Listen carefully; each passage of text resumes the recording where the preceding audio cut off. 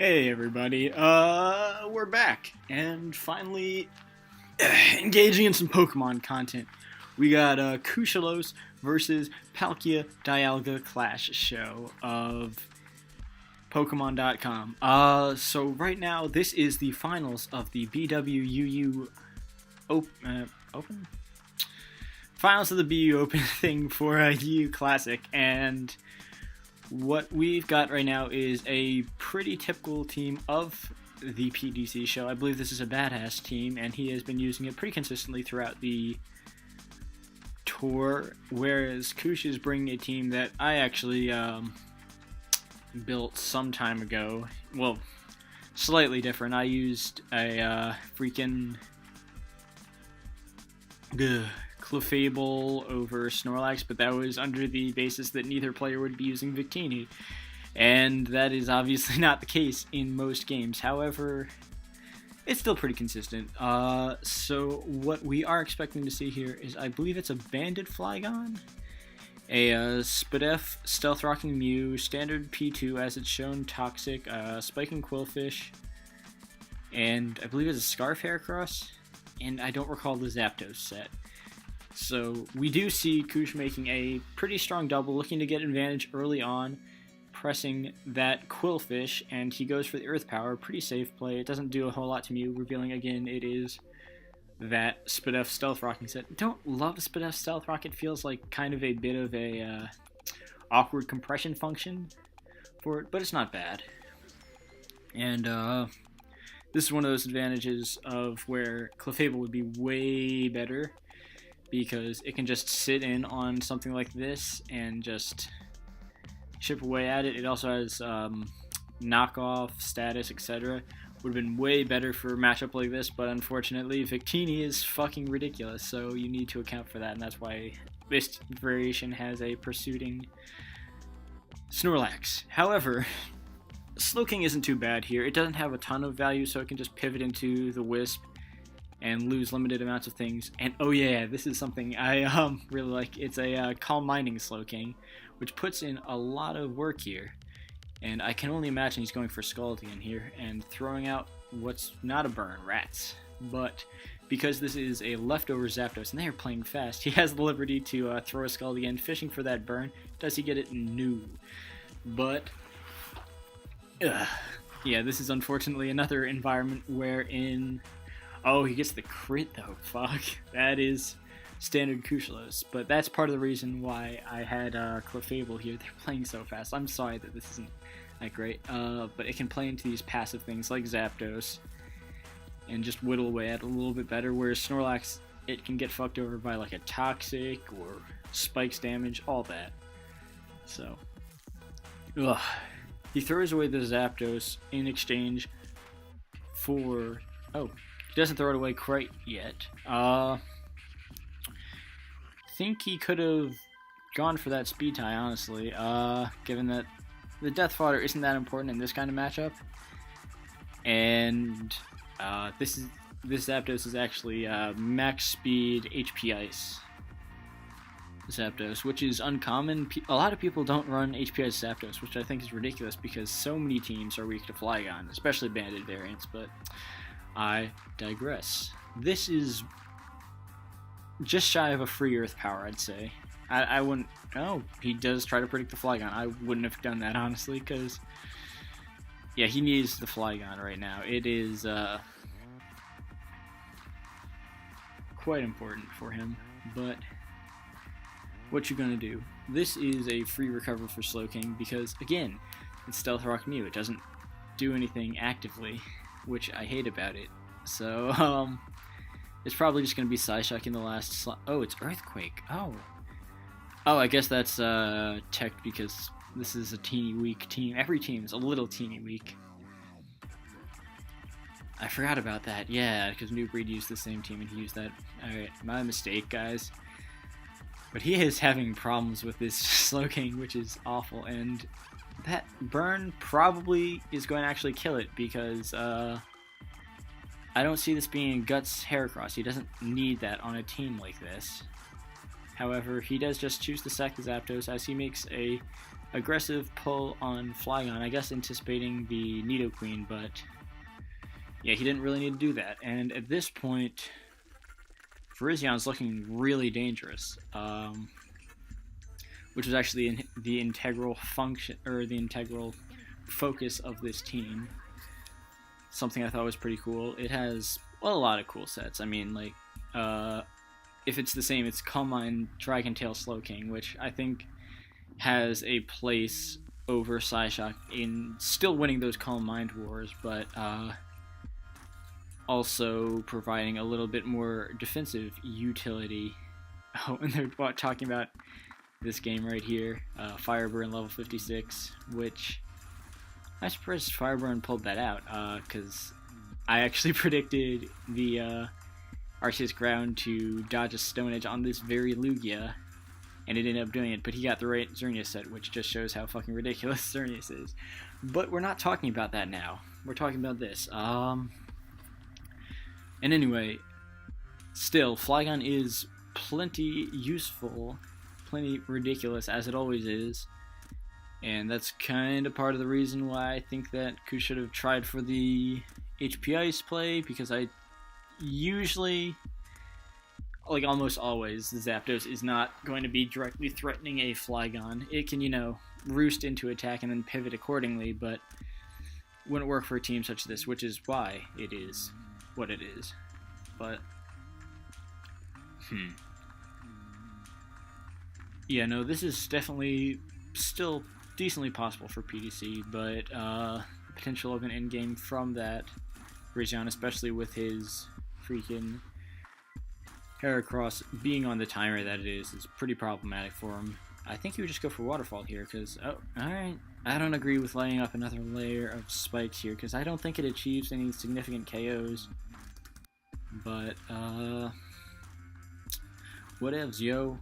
Let's see, I think this is full well just another pivot into Slowking, because he can just throw Scalds at this point, and that's the problem with teams such as this that utilize these kind of half-balanced checks. And yeah, he's just throwing this Heracross around. I'm not sure if I agree with that, because he's, like, especially with this being a non-shock Mew, he's just moments away from getting burned through by a freaking Virizion. Yeah, and that is, again, that is the Moxie Scarf Hera. So, problematic. I believe this is a Protecting Lax?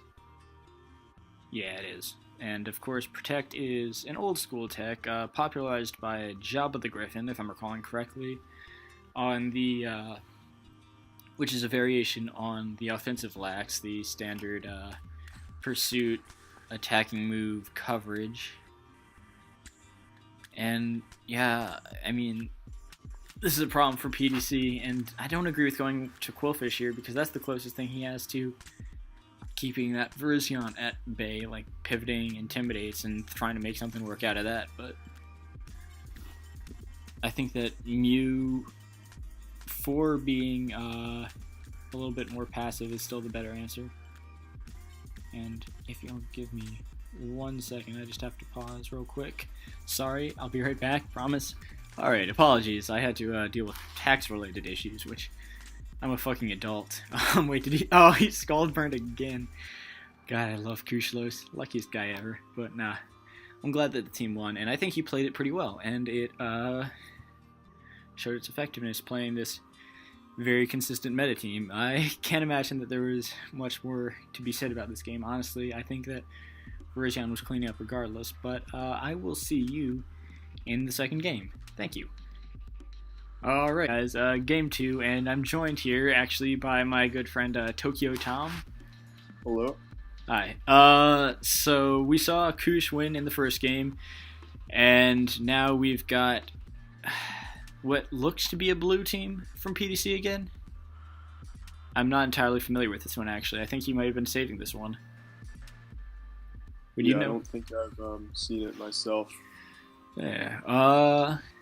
It looks... You know what Kushalos is using? Yeah, I mean, like, pretty much everything can be affirmed from what he's shown from it. Like, they're all pretty standard stuff.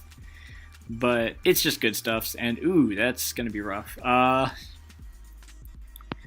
But what we saw was essentially Kush getting U-turned on by the Victini, trying to hit the Ferocid, which, from the damage shown, was a freaking Specs slow burn. Not the damage it did because it missed, but the damage that Victini's U-turn did.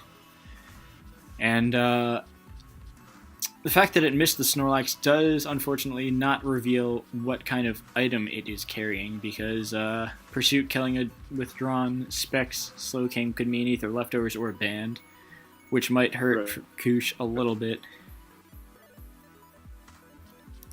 But yeah, not much. Okay, so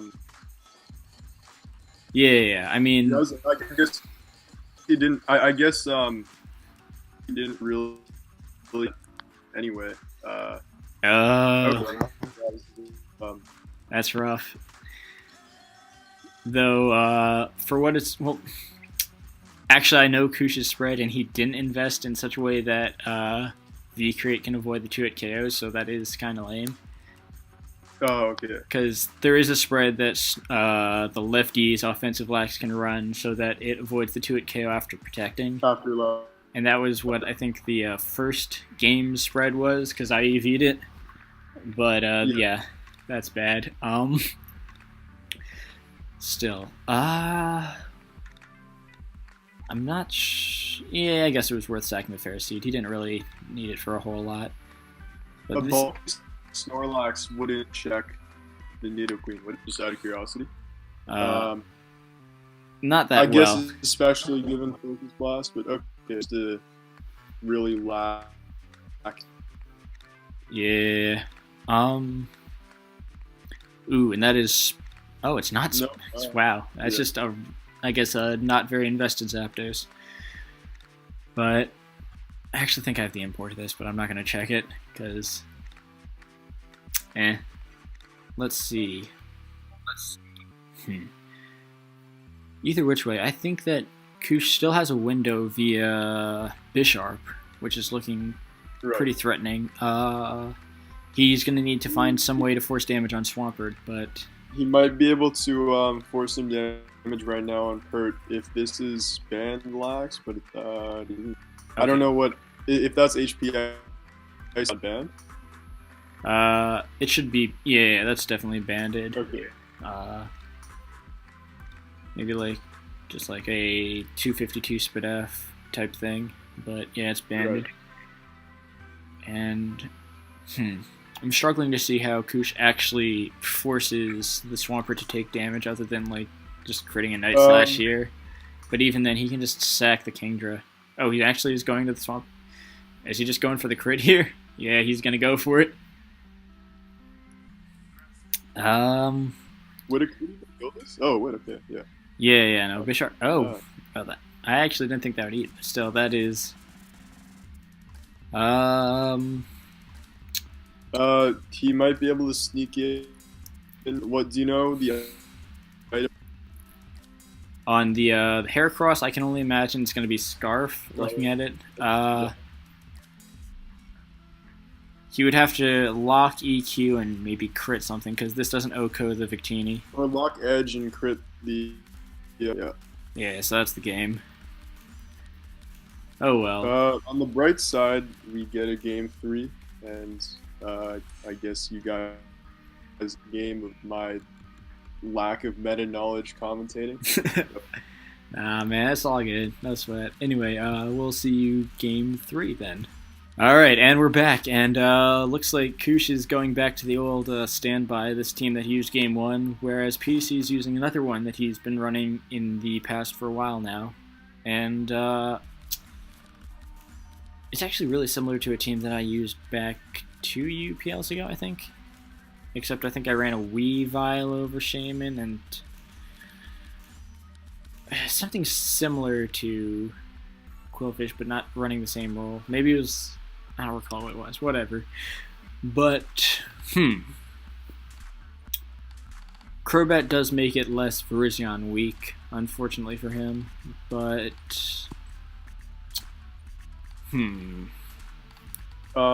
Does the Durant have Thunderfang? I believe it's Rock Slide if I'm recalling correctly. Okay. Which, I mean, there's still a shot. I think if Koosh wants to win, he's got to prioritize Stealth Rock and get a little aggressive with his Zapdos, which is Toxic 2 attacks, Timid with HP Ice. So, Alright, and he does lead Shaman. I believe that Specs has a shot at 2-hit KOing, but Life Orb does not. And I don't know if he wants to risk. He has some position to risk that because, as we showed before, it is Focus Blast Nidoqueen. It's not really going to be breaking Bronzong with any kind of consistency, unfortunately. Right. So. Wait, sorry, you're saying Specs Life Orb Shaman does not have a chance to 2-hit KO the Nidoqueen? Oh no, they all 2-hit KO. But Specs, okay, I think, has a shot at OHKOing. Okay, right. Yeah. My mistake. The Flygon seems a bit misplaced on PDC's team. Most of the Mons seem like they'd want to stick around for a while. Yeah, I think that... Unless bulkier Flygon... No, I'm pretty sure it's banded. I think that the mentality from it was just an offensive HP Grass Raikou check. Oh, okay. Because Subseum might be problematic to a team like this. Right. And that was kind of the basis of a lot of, like, later end... Oh, he does have Fire Blast. He must have... Did he change? Yeah, he changed it. Alright. But,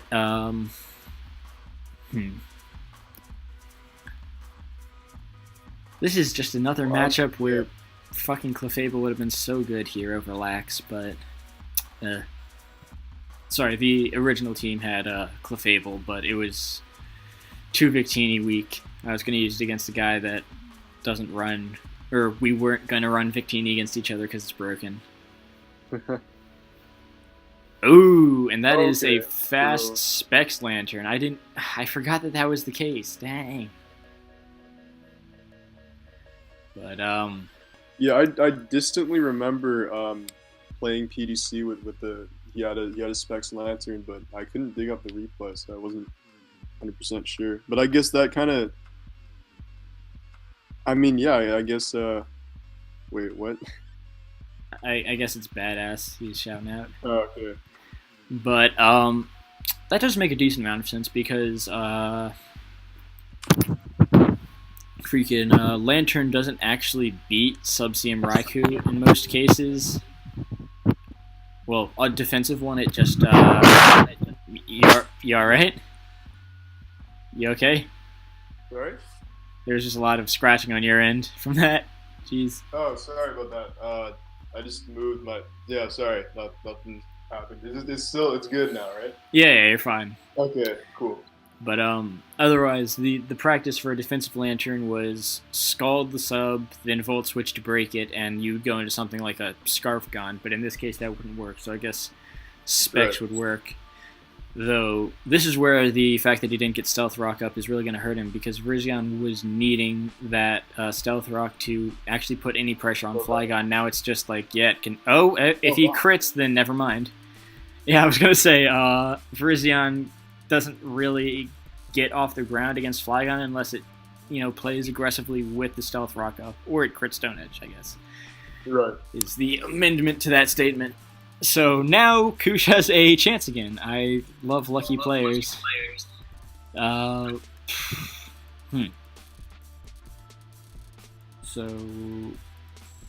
Bronzong is an okay-ish check. It can eat +2 CC, and Gyro Ball will... Gyro 2 KOs, I assume? Yeah, or at least put it down after that. Just a question. Yeah, shoot. Did PDC's Lantern Switch kind of telegraph maybe a faster spec set that Koosh should have switched out of, or I think Unless that he just it should have, but just given that Nidoqueen seems like seems like such an annoyance to PUC's team.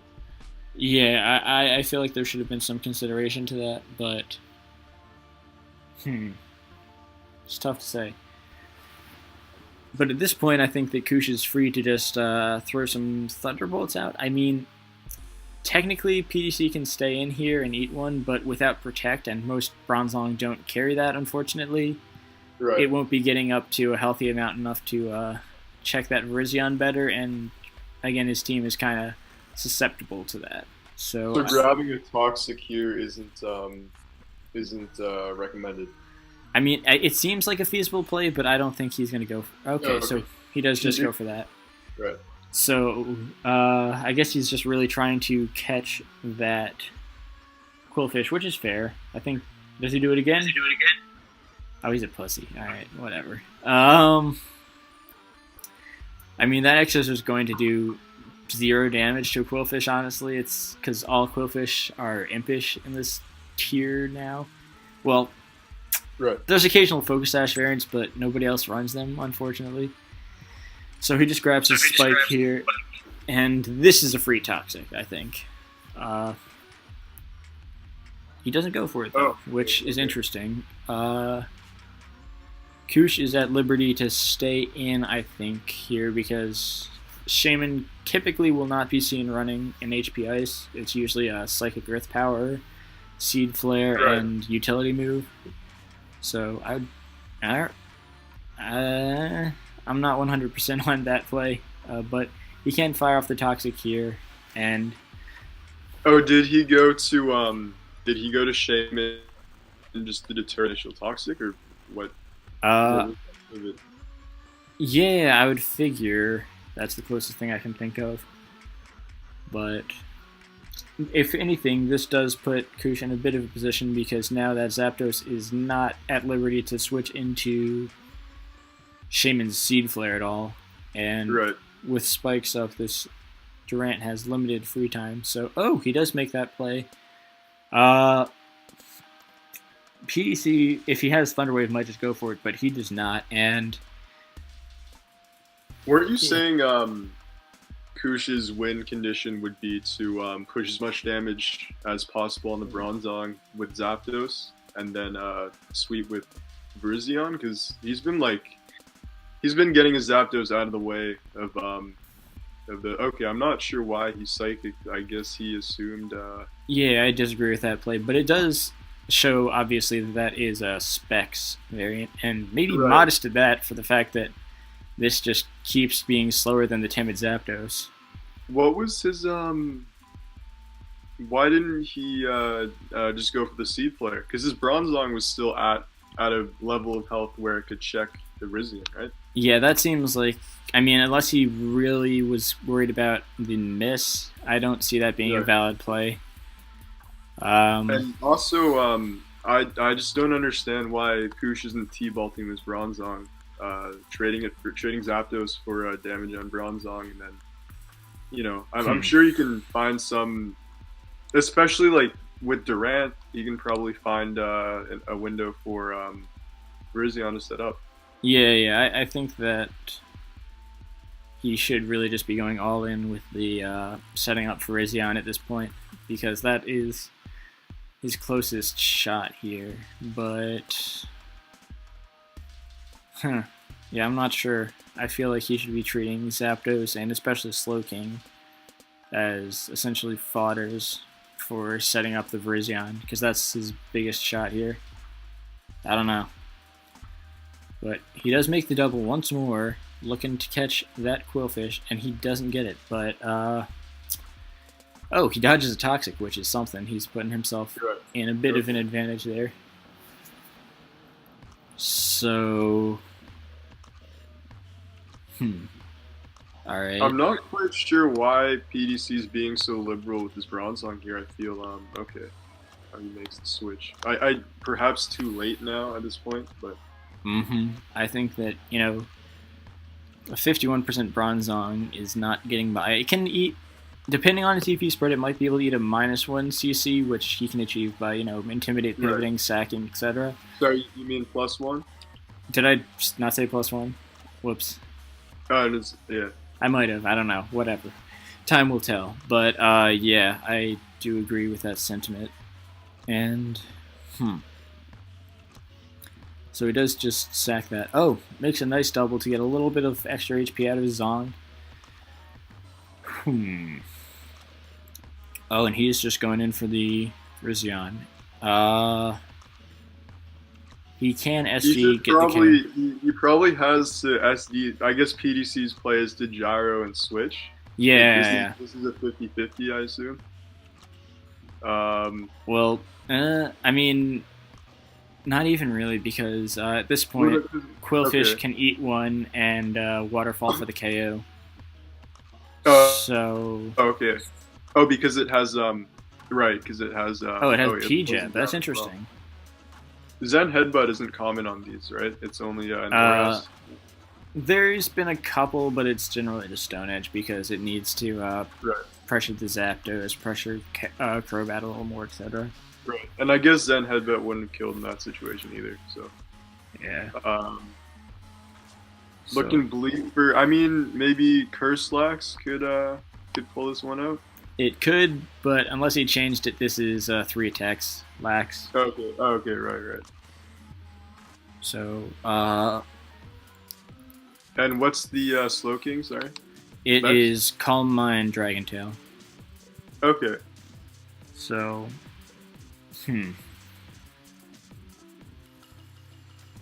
Para does get him advantage though. He could get the Para, and then. Yeah, I mean, he's gonna almost definitely lock out Rage here. Yeah. Right. So actually, he might not even want to stay in. Yeah. Okay. Yeah. If he gets the 3 turn, then he can potentially go to Zapdos. Oh, that's rough. Because if he got the 3 turn, Zapdos could have gone in, risked the speed tie, HP Ice to kill, and Snorlax might have had a chance at handling the last 2. So,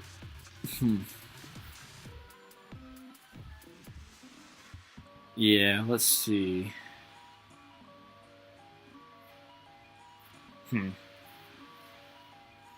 Well, I think there's still a chance, but it mostly comes down to RNG elements. But let's see. How many rounds do these guys play to get to the finals? Jeez, I'm not sure. I think maybe like 7 or 8. Couldn't say.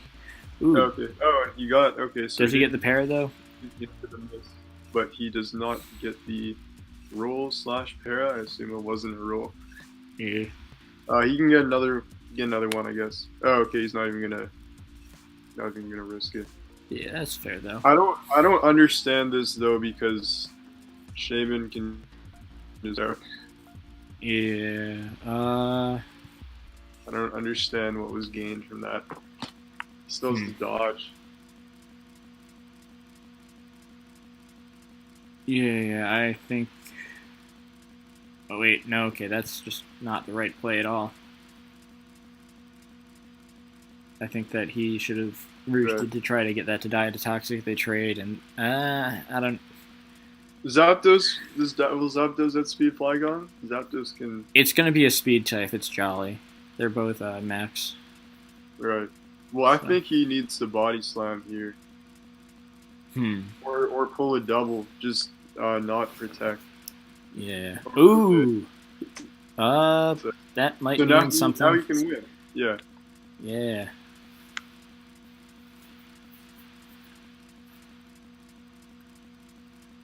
So let's see.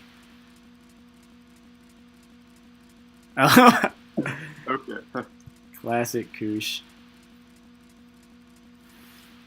I mean, it's still down to the same speed tie, right? Did that seed flare not matter at all? I don't think it might have mattered. Because, well, I guess, yeah, no, it's still down to the speed tie. Yeah, I guess so. Well, So that miss didn't. Yeah, okay. this is a messy ass game, but whatever. That's there were still some good Like on plays in there. sometimes runs adamant, don't they? Adamant ban, or is that never just? Am I just okay? Oh, and he does get it. Yeah. Uh, for what it's worth, I did EV that Zapdos to always Oko Flygon, so that's Nice. something. Still, that is really lame. Well, I mean, what part of it though? Uh, let's see. If I'm not wrong, that if Oh, he got something a lot earlier. I'm just trying to remember what it was. trying to think as well. Oh yeah, yeah. The fact that Snorlax body slam paired into Earthquake allowed him to keep much more HP, Oh, and I okay, think right, ultimately right. allowed him to live. Though there were some odd plays on both ends. Not nonetheless, I think it was a good game. I think it was Yeah. messy, but there were some good plays on both ends. So I can't say it's an awful final, and I'm glad that my shit won because I'm a fucking narcissist. But thanks for coming on, Ryan, and thanks Yeah. for everyone watching. Hopefully, I can get the Sakri versus Excelgor games in too, even though they played one on Friday against my wishes. So hopefully, stay tuned for that. Thanks for watching, guys, and deuces.